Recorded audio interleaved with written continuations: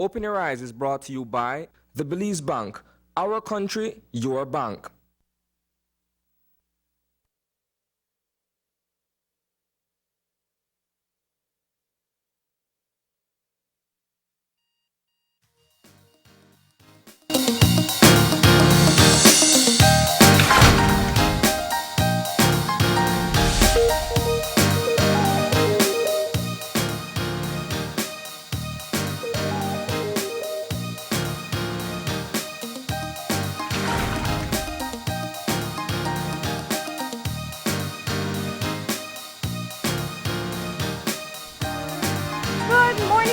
Welcome to Open Your Eyes. Start your morning right.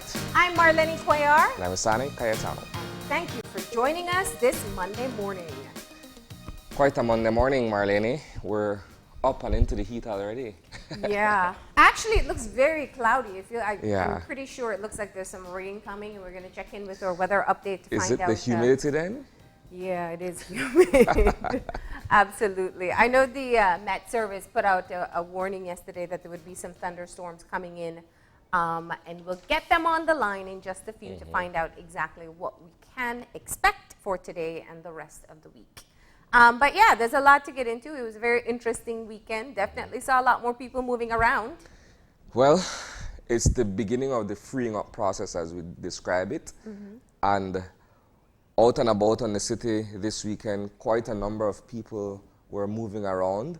I don't know if that is some semblance of a return to normalcy, but it kind of felt like the Belize city we left perhaps a month and a half or so ago, where there was actual activity and people teeming in the streets and what have you. Yeah, definitely. People took advantage, headed out to the Keys, got to the rivers because that's now allowed for. Cross-district movement was allowed for. And so I did see a lot more people, and I did hear a lot more traffic over the course of the weekend as well. I think saying that while setting the backdrop that there is still a very concerning situation around us, and that's something we have to keep in mind. But we're going to take a break and check in on our weather. We have Michael Gentle on the line. Good morning. Yes, good morning. How are you today? I'm doing okay. All right, so it is warm, but it looks like rain is looming. Tell us what's happening. Yeah, warm and unstable conditions will continue. Due to the heating of the laniras, we expect some showers and thunderstorms to redevelop, mostly over southern and inland areas later this afternoon. And these are likely to swing towards the coast for tonight. Yes. And so what's our 24-hour forecast? Mostly cloudy skies. As I said, a few showers and thunderstorms likely to develop mainly inland and in the south this afternoon and along the coast tonight. So we're just having cloudy skies here in the city for most of the day? Yeah, the cloudiness is what remained from overnight thunderstorm activity. However, we expect some of these activity to redevelop inland areas this afternoon. Okay. And or winds? Winds will be from the east and southeast, 10 to 20 knots. Sea conditions will be choppy. Now let's talk about those temperatures. Okay, we're expecting about 88 along the coast and 97 over inland areas and 86 at the higher elevations. We still maintain the heat advisory for inland areas to avoid outdoor activity as much as possible and to remain hydrated. Yeah. All right, and for tonight, is it going to cool down? Temperatures tonight still relatively warm, 80 along the coast, 74 inland, 70 in the high elevations. Okay. And our extended forecast? Okay, we still should see a bit of instability remain for tomorrow. We can get a few showers and isolated thunderstorms, but mostly over central and northern areas of the country. All right. Now, Michael, before we let you off the line, of course, we got to talk about Tropical Storm Arthur. We're not officially in the 2020 hurricane season as yet, but we see the development of a new storm. What's the update? Okay, the latest at 6 this morning, Arthur was about 50 miles south-southwest of Cape Hatteras, North Carolina. Maximum sustained winds 45 miles per hour, and was moving towards the northeast at about 15 miles per hour. Now, what does this say that we have the development of a storm, 3 weeks before the start of the actual season? Yeah, well, we've seen this type of activity before.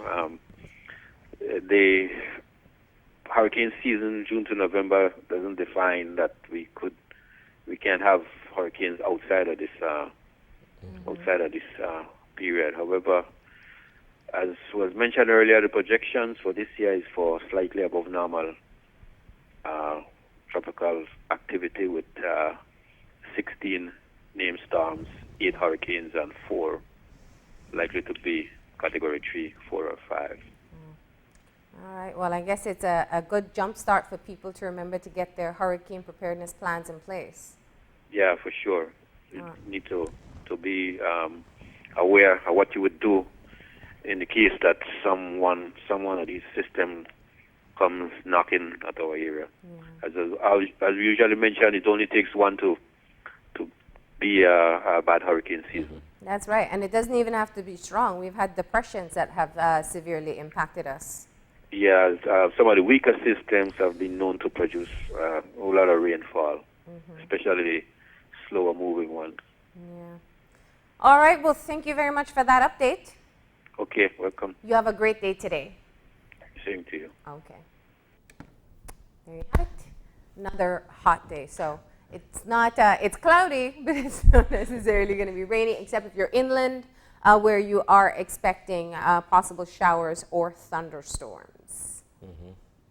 Well, it takes some getting used to. For most of us who are very familiar with this time of year, especially here in Belize City, you expect it to be warm. Absolutely, absolutely. And of course, that tropical storm, I think, we haven't started talking about hurricane planning as yet, but that is quite a reminder. With everything that we're presently dealing with, I think most people have their hurricane plans on the back burner for the time being. It's not to say that they won't get around to it at some point, because the hurricane season is an annual thing on our calendar. And so, but for right now, we're still pretty much in COVID-19 mode, even though there's a relaxation of a lot of things that we were subjected to under the state of emergency. But we still have to focus on hurricane planning and what have you in the weeks Well, I ahead. mean, it's a complete revamp of whatever we used to do for planning. So I'm wondering, what kind of conversations are happening with NEMO in what they will communicate to people for preparing for a hurricane season in an era where we're talking about social distance. We know what shelters look like. We know what evacuation protocols look like. And those definitely don't fit within the pandemic context. So I'm very sure that they're perhaps with the rest of the region, perhaps discussing what type of recommendations will be made around this time. It's an interesting dynamic when you look at all the factors, as you mentioned. I mean, you look at hurricane shelters. Traditionally, they are known to be stuffed to the gills when people need to evacuate from their homes to seek safe haven elsewhere. And so in the context of social distancing, as you mentioned, how does one seek access at a shelter and is required to have a 6 feet distance or a 3 feet distance, as it were? I mean, that's an interesting, scenario. And even economically, looking at the social situation people find themselves in, so many people are relying on government assistance or food pantry programs to be able to get, what are weekly or monthly supplies. In a hurricane, we know we stock up for several weeks worth of food and additional basic needs, and it usually requires quite a bit of funding. The plywood to bolt up and shutter. All these things come with a cost, So I think, as with everything, and we always talk about this every hurricane season, the point is to be prepared. And I'd imagine that we'd start to hear some of the national level planning that's happening. But yeah, stay vigilant. We definitely don't want to be facing any storms, but that doesn't mean you don't prepare in the case that we do have to face that threat. I don't think we need a double whammy at this point in time. We really don't. Yeah. But as who am I to say, right? Well, I was going to Nature has say, its way. I don't think any one person is saying that, but we Yeah. just have absolutely no control over that. Yeah. All right, but we're going to keep things moving this morning, and we're going to get into our eye opener. And so our eye opener, taken from dailyom.com, goes like this. Frequently, in walking through a fear, we discover that the strength of our fright was out of sync with reality. The situations, activities, and individuals that frighten us remain static. Their relative intensity does not change. Fear, on the other hand, self-magnifies. It is when you're afraid and envisioning all that might go wrong that the energy underlying your fear grows. A tiny flicker of anxiety can easily develop into a terror that manifests itself physically and eventually paralyzes you into inaction. Confronting your trepidation head-on will help you accept that few frightening scenarios will ever live up to the negative disasters that we sometimes play out in our minds. Each step you take into fear will strengthen you and help you confront future fears with poise, courage, and confidence. You will also find that when you are willing to stare your fear in the face, the universe will always offer you some form of aid or support. When you see the heights of accomplishment and personal evolution you can attain when you walk through your fears, your faith in yourself will grow, allowing your next step to be easier. This eye-opener speaks specifically to self-confidence, in my opinion, having read through it as well. Oftentimes, we are fearful of situations, issues that we may not necessarily know much about. Mm-hmm. And so our sense of self-confidence is at its lowest, perhaps.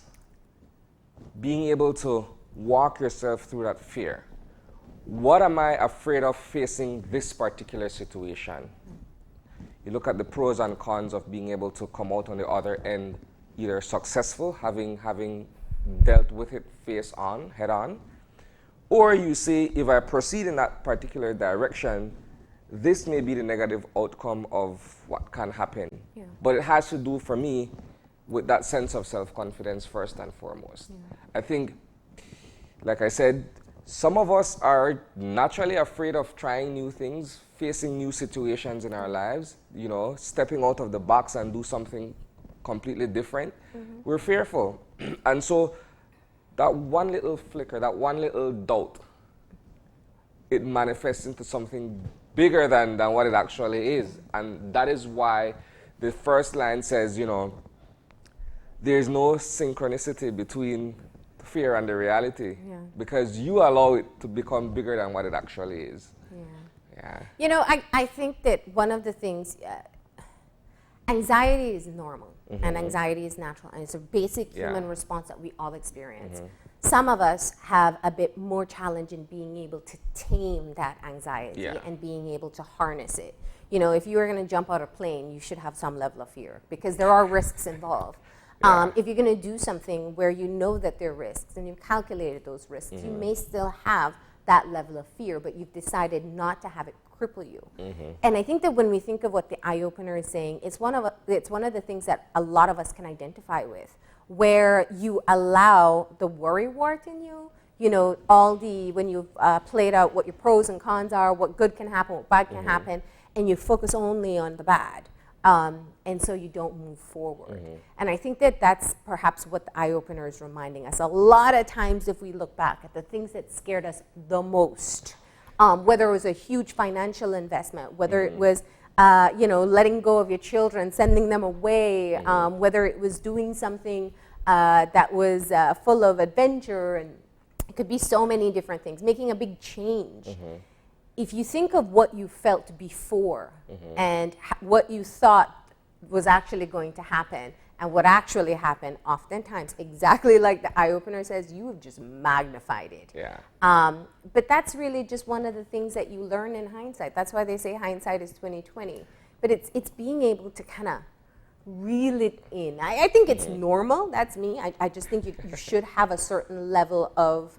I was just about to say, Marlene, even the most intrepid among us still have inner fears that they have to battle with. Yeah. Right? And in hindsight, as you said, when you look back at some of the things that you believe or some of the more crippling situations that could have kept you back from being able to move forward, they're trivial. When you look at a big picture that says, you know what? Wow, 5 years ago, I was fearful of stepping out on my own and starting life, you know, because I did not know what to expect.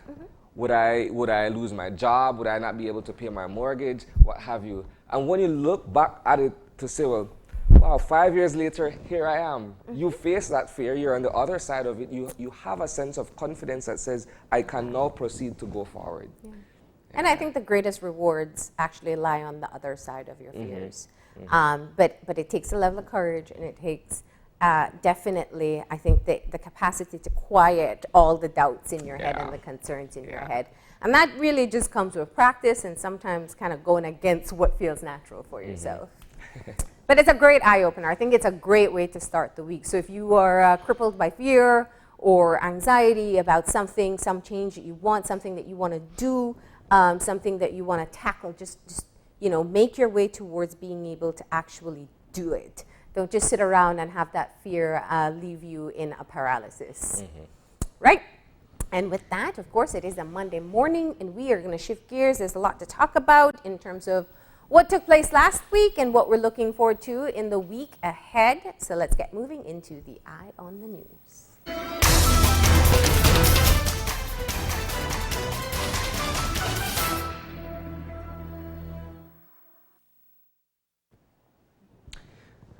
I want to begin by touching on an issue that is, at this point, pressing for many families. And I know that several weeks ago, we covered a press conference that was held just about the time that the threat of COVID-19 was, you know, becoming a thing, so to speak. Residents are receiving their electricity bills for the past month, and there is this disquiet and this complaint that their bills are through the roof, right? Bills are exorbitant. And the complaint is, well, what relief, if any, can we get? Because coronavirus is not a thing that we wished upon ourselves. It has become a part of our new reality, and a lot of us are at home. We are locked away for our own personal well-being. And so you look at the consumption of certain utilities, electricity included, and you would notice there has been a spike in the usage of electricity in homes based on the fact that it is hot. We started off our morning discussing the extreme heat situation that we're facing. So air conditioners are on, fans are on. You know, when you're at home, perhaps there really isn't much to do, so you're watching television a lot, you're perhaps on a machine doing different stuff. So your consumption goes up. Similar to water, we noticed a few weeks ago, over the Easter weekend, the fact that we were in a previous state of emergency that prohibited us from being able to travel or move around outdoors the way we would want, people stocked up on buying the rubber pools, right? And so people were using a lot of water. And so you notice that there has indeed been an increase in consumption. Now, I say that to remind the general public that BEL was the first company that came forward to say, look, while people are asking for some sort of relief going into the coronavirus situation, our overhead expense in terms of being able to meet our operational costs and what have you are in the millions on a monthly basis. So we need to be able to continue to collect the monies on a monthly basis in terms of bills to be able to meet our expenses to CFE in Mexico, to all the other local providers as well. So this is just one of those situations where, yes, the complaint is loud and we're hearing it, but at the same time, the company was clear in saying in the beginning that there really isn't much it can do to provide that kind of relief that they were seeking. Suffice to say that things would be dealt with on an individual basis, right? So I just wanted to touch on that because I think it's still very much a conversation that is being had. Yeah, I've definitely seen people complaining about their electricity bill, and I think, yes, it is logical to think that consumption is up because people are at home. And, you know, we use a lot more of the things in our house because we're there, whether it's opening the fridge, whether it's, you know, doing laundry, watching TV, charging phones, definitely using lots and lots of fans. And so I think that's a logical approach, but I think it's also worthwhile to be able to maybe check in with them and see what's going on, because some people are reporting major spikes in their bill, and this would actually be the second month of people being at home because the billing cycle ended the 11th of May or mid-May, and so you would have had that first half of April that should have accounted for something as well. So, you know, I do think that people will have to be honest about their consumption, and if the public outcry is loud enough, perhaps we can get some kind of word from Belize Electricity Limited to see what's happening. They are in a difficult situation. You know, they basically buy and sell. You know, they buy majority of their electricity from Mexico and then they sell it to us. So basically, if you don't pay your bill, they can't pay theirs, and then no power. So that's unfortunately the situation that we're in, and it's yet to be seen what will happen. Yeah, it's a difficult quagmire for anyone who is already either unemployed or who has had their salary reduced, either considerably or by a haircut, so to speak. The point is that the money that you're generating, either from the relief programs or from your actual salary, and the fact that you're at home, it creates a sort of imbalance if you're not able to budget properly, and of course if you're not able to measure or meter your consumption, so to speak, right? So I just wanted to touch that because we are aware of it. We constantly hear the cries from the public regarding that. Now, there was another matter, and it's worth bringing up as well, an issue in Belmopan over the weekend. Yes. Well, in the outskirts of Belmopan, should I say, right? That involved members of Big Year, right? The Belize Grassroots Youth Empowerment Association. And whenever we think Big Year, we think Nigel Petillo. And he has been at the forefront of that movement. I believe it comes out of Belmopan. And in this case, there is mention that they were trying to reclaim properties in Cotton Tree, if I'm not mistaken, that they say are not being used, and they would want to repurpose it. Yeah, it seems to be, from what I've seen Nigel communicate previously. Well, the issue really is this. I think this is the instance where over the weekend they were, the police were called in to break up the social gathering. Under the state of emergency, you shouldn't have any social gatherings, and it has to be under very specific purposes. And so we see there where the police, and I mean, this is one aspect. You saw the actual confrontation between the police and the people there, where what he has communicated so far is talking about the portion of land that has been identified near Cotton Tree, and that it is not being used, there are no taxes being paid for it, and kind of discussing whether it's possible that the same thing that took place at Harmonyville may be able to take place there. We haven't gotten any official response yet, but clearly it's picking up legs. He had quite a number of people out there with him on Saturday.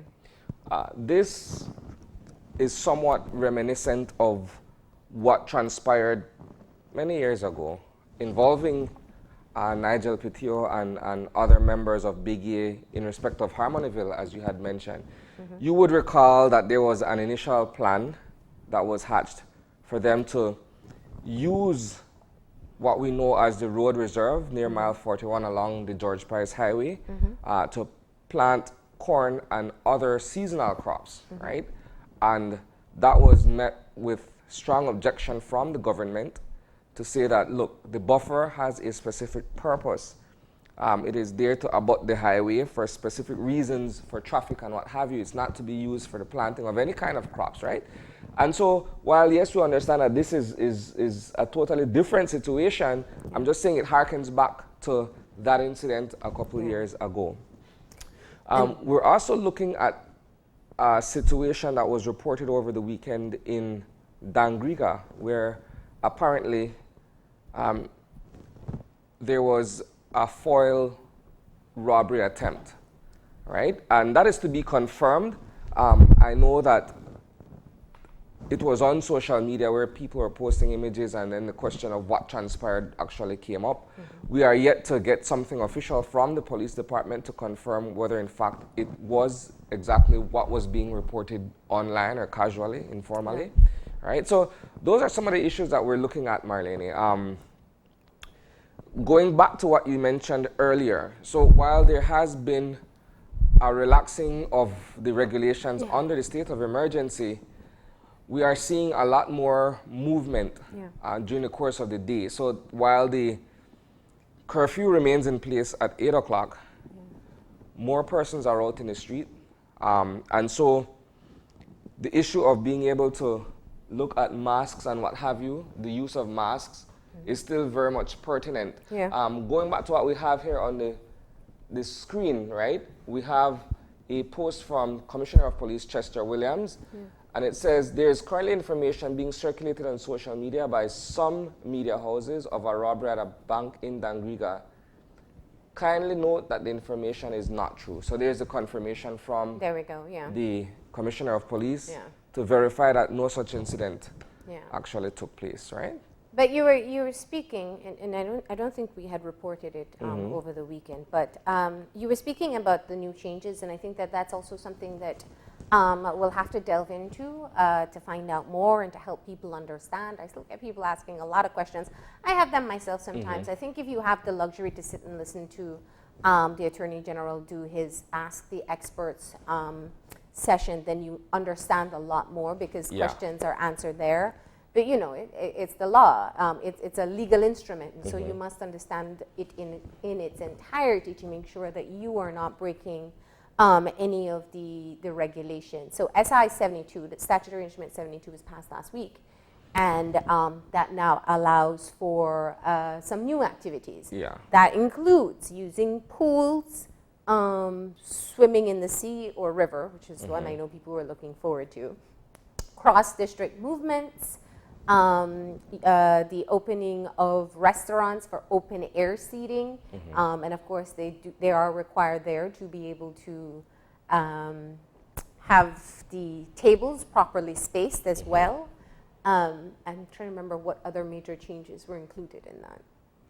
Well, I think those are the ones people were really looking forward to the most. Those are the main ones because, like I said, when you look at the events of the weekend in terms of people being able to move around, you would notice that a lot of the restaurants that have patios and the alfresco experience were occupied this weekend. People wanted that sense of relief to actually be able to leave their homes and enjoy it's tough a though different because it's atmosphere. hot for outdoor time. I mean, that's just me, you know. It's rather warm to be sitting outdoors. But we did want to bring to your attention another report that we got over the weekend, and this does fit in within not just this recent statutory instrument, but I believe it was the one that started in the beginning of May. It was 60-something. So it's about mask use. And so we got a report that actually attorney Arthur Saldivar was arrested over the weekend, and the information we're getting, not confirmed as yet, is that it was because he went to the police station without a mask. And so we know that the regulations are very clear that if you're in a public space or a public place, then you should be wearing a mask. This would be his second infraction under the state of emergency regulations. You would recall that a couple weeks ago he was charged for spreading false news on the internet in respect of COVID-19 cases or what have you, right? And so this is his second charge. Well, we'll get the details Yeah. about it. You know, I think when this information leaks out over the weekend, we kind of get sketchy reports, and we kind of just stick to what we know so far to be true, and that's what we know so far. So we'll be able to clarify that for you, and you can look forward to that report. All right, so that just about does it for us Yeah. in terms of our Eye on the News discussion this morning. Yeah, I think the biggest news for this week is actually going to be our first conversation anyway. Yeah. And that is looking at the resolution between the government and the unions' negotiations on changes with the increments. There's at the end of last week, it seems that they were not in agreement, and we will tell you more about it, but of course that's going to be our first conversation. So that's it for us with the Eye on the News.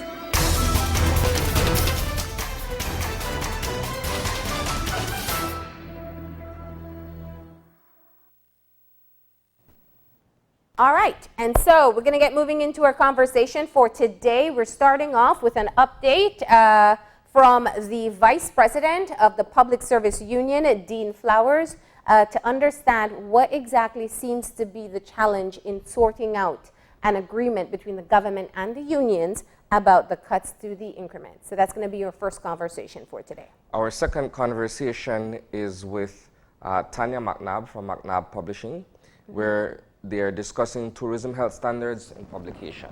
All right, and we have a musical guest joining us today. And so they have a new music video that they're going to be launching. And so we can look forward to that. We have Cyril and Super G, who's going to be joining us in conversation today about their latest music video. And then we close off. We close off with our Kids Time segment,